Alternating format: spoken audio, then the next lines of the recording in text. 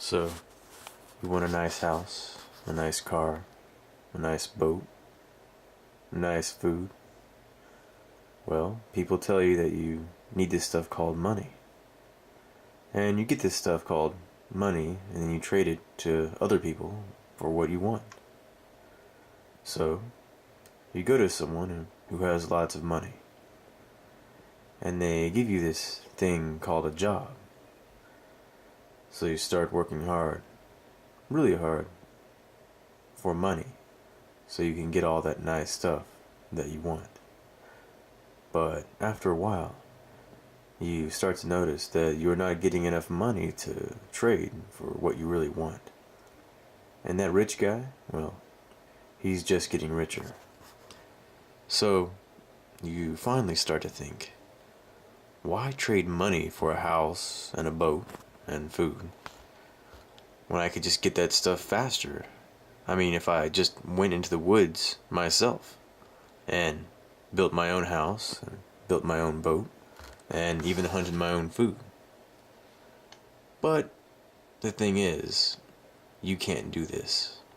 And there's a reason. It's called ownership. So, what is ownership? Well, people will tell you that it's a human concept. But that's not necessarily true. It's actually right out of nature. I mean, wolves own things. Wild cats own things. You see, they mark their territory. They let the other animals know that if they mess with their territory, well, there's going to be violent consequences. And this is all ownership really is. If you interact with something that another man says that he owns without his permission, well, you're going to have to face the consequences. And you see, these days, we live in a world where men already own everything. Before any of us were born, men with swords and axes and guns fought over who owned what, and pretty much claimed everything of importance, and even unimportant stuff. These are the owners of this world. They own everything. We also call them job creators. They own the trees, the water, the cattle. They own everything. And they have guards who enforce these ownership claims on those who dare to challenge them. So if you do decide to just go build your own house in the woods, well, you're going to have to face the consequences. Fortunately, these owners need people, us common people, to tend to their crops, fold their clothes, wash their feet, entertain them. You know, jobs. And so they dole out resources to the non-owners, to us common people. Of course, doling out resources is kind of awkward when you do it directly, so they give us little pieces of paper instead, and we can trade them to owners for resources, and then amongst each other. It's actually pretty efficient. But what if you don't like any of the jobs that the job creators have created for you? What if you don't want to be a prostitute, a drug dealer, or a mercenary?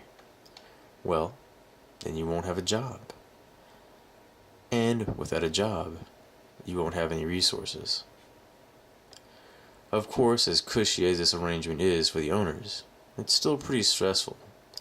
Always having to think of ways to control the masses of laborers they need to do their tasks, because people are rowdy by nature, always testing the limits, always trying to own more things. But that's okay, because the owners are smart people, and as usual are working on a solution. Well, sort of. They're actually having the laborers work on the solution for them, but you know what I mean. They are creating replacements for us. Robots. Robots capable of doing anything we can, and actually, probably better. So, what will we have to offer the owners in exchange for resources once there are robot farmers, robot butlers, and robot guards to guard all the things the owners have laid claim to? I mean, the average guy is still going to need food, water, and shelter, right? So, will the owners just give it to them out of the kindness of their hearts? I don't think so.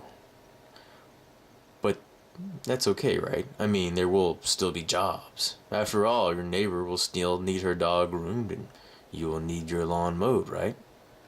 But wait, none of us will have anything to trade because the owners will not have given any of the common people anything to trade. So, what will happen in this future, where a small portion of the world's population owns all of the vital resources, and the other 99% of the population simply has nothing to offer these people, and certainly can't fight back against armies of robotic drones? Well, the same thing that always happens to a population that has nothing to offer the owners and is too weak to fight for the resources.